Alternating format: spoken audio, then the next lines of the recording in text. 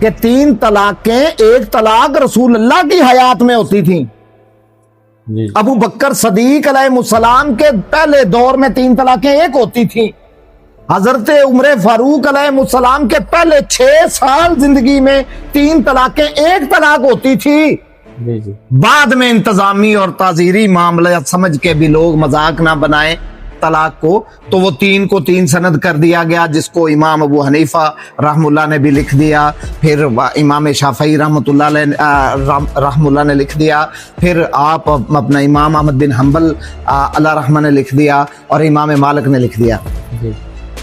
وہ سیم ویسے ہی لکھتے گئے جیسے وہ علیکم بسنتی و سنتی خلفاء راشدین المہدیین، مطلب اس حساب سے وہ لکھتے گئے.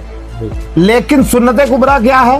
3 طلاقیں ایک طلاق، اور اس میں حلالہ نام کی کوئی چیز نہیں ہے، حرام ہے، زنا ہے.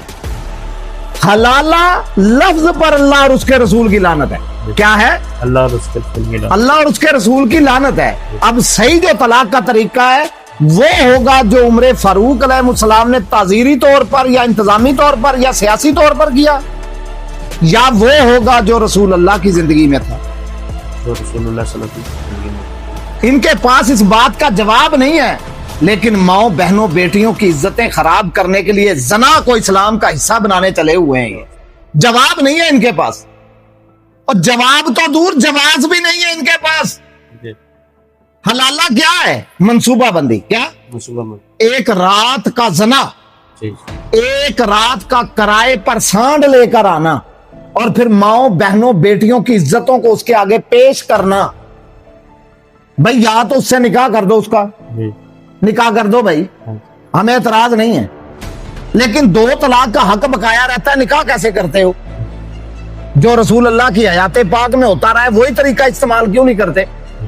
تم ابن تیمیہ کو سمجھا لو گے، ان سے بڑے عالم ہو، ان سے بڑے مولوی ہو. تم قیم الجوزی کو سمجھا لو گے، ابن الاسحاق کو سمجھا لو گے، بلازری کو سمجھا لو گے آپ.